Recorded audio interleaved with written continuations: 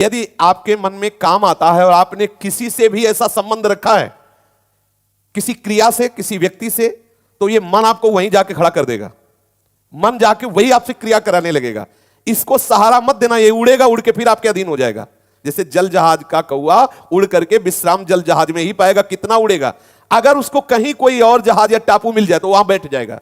ऐसे ही आपका मन उड़ेगा, विषयों में जाएगा, पर आप कहीं कोई ऐसा स्थान ना हो, कोई व्यक्ति ऐसा ना हो, कोई क्रिया ना ऐसा हो जिससे मन को आश्रय दिया हो, फिर वो कर बैठेगा, वो वहां पहुंच जाएगा, वो वहां खड़ा कर देगा आपको। आश्रय न देना तो ये उड़ करके फिर आ जाएगा। बहुत सूक्ष्म बात है ये, आप देख लीजिए। काम तभी आपको प्रबल वेग से परास्त करता है जब आप कोई क्रिया का आश्रय लिए हैं, किसी व्यक्ति का आश्रय लिए। अगर आश्रय न ले तो ऐसे उठेगा और शांत हो जाएगा। यह अनुभूत विषय है, उठेगा और शांत हो जाए, धीरे धीरे धीरे स्फुरना फिर शांत हो जाएगा।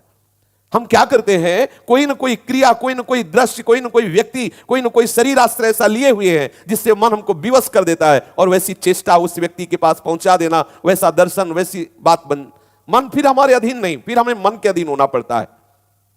स्वयं मन निर्विकार और शांत हो जाएगा, केवल तुम किसी क्रिया का आश्रय मत देना। यही गलती होती है, यहीं से हम भगवत प्राप्ति के मार्ग को बाधित किए बैठे हैं। देख लीजिए, यही हम बाधित किए हुए बैठे हैं। बिल्कुल सावधान हो जाइए। ये छोटी मोटी क्रियाएं करके अपने मन को आप जो विश्राम देने की बात सोच रहे, कदापि नहीं हो सकता। जब मन में वेग आता है तो ऐसा लगता है हम ऐसी क्रिया कर लें, ऐसी चेष्टा कर लें तो मन शांत हो जाएगा, फिर भजन करेंगे। बहुत बड़ी चूक है, वो आपको नष्ट कर रहा है, आप जान नहीं पा रहे हैं।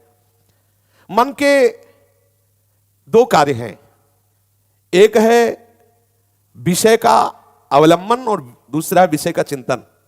ये किसी न किसी विषय का सहारा ढूंढता है। आप देख लेना, हमारे भ्रष्ट होने का कारण हमारा कोई न कोई सहारा है किसी भी विषय में। आप देख लीजिए, जो विषय आपको बहुत परेशान किए हैं, आप जानबूझ करके खुद अपना नाश कर रहे हैं।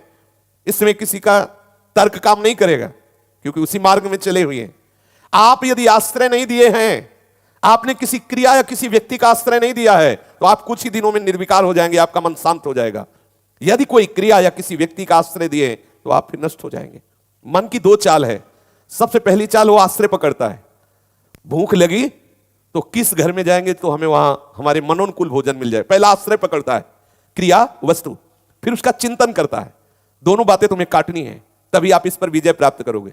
जहां समझ में आया कि अच्छा काम वेदना जागृत हुई, तत्काल वो आश्रय आएगा आपके सामने। देख लेना, सूक्ष्मता की बात है। सबसे पहले विकार आते ही आपके सामने आश्रय आएगा।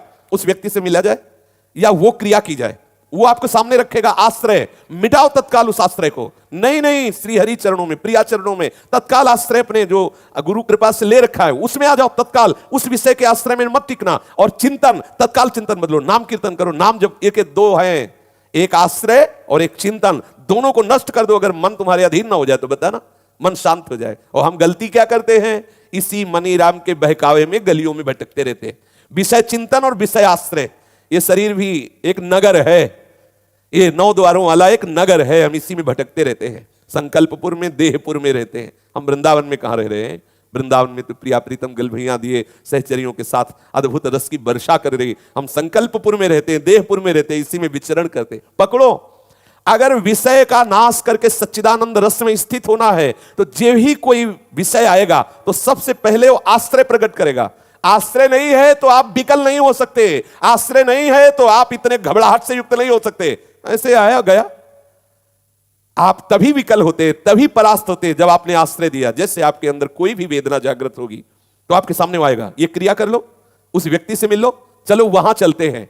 बस उसी को काटना है आपको, क्योंकि आप भगवत मार्ग के पथिक हैं। आप परम सच्चिदानंद पद में जाने वाले हैं। इसलिए देखो, बहुत सुंदर सूत्र है, बहुत सुंदर। दो बातें तत्काल हमको परास्त करती हैं। उस विषय का आश्रय चिंतन, पीछे भोगे हुए या सुने हुए या भोगने की लालसा से संबंध बनाए हुए, उनको मिटाना होगा यदि आप वास्तविक परमार्थ में चलना चाहते हो। जहां आश्रय है, समझ लो ये व्यक्ति, ये क्रिया, ये वस्तु, तत्काल काट दो, उसे मिलो मत। उस व्यक्ति से संबंध हटा दो, उस क्रिया को कभी मत करो। ऐसा मानो मेरे हाथ टूट गए, बिल्कुल नहीं, बिल्कुल नहीं। आप निर्विकार हो जाएंगे। इतनी शीतलता, इतना आनंद कि आप नाचोगे एकांत में। सच्ची मानिए, एक बार इस मन पर विजय प्राप्त करने की चेष्टा कीजिए। इसके दो सूत्र हैं, पहला है आश्रय, दूसरा है चिंतन। दोनों को मिटा दीजिए। जहां आश्रय उसे मिटा दीजिए, चिंतन श्री हरि प्रिया का चिंतन। अगर नहीं हो रहा तो कीर्तन करो, पद गायन करो। कुछ नहीं बन रहा, हट जाओ, ऐसे के संग में हो जाओ जहां कीर्तन, जहां भगवत वार्ता, भगवत चर्चा, ऐसे उपासक से जो निर्विषयी है उसका संग करो, तत्काल आपका चिंतन बदलेगा। अगर चिंतन और आश्रय दोनों बना रहा तो भ्रष्ट हो जाओगे, परमार्थ में रुचि नहीं रह जाएगी।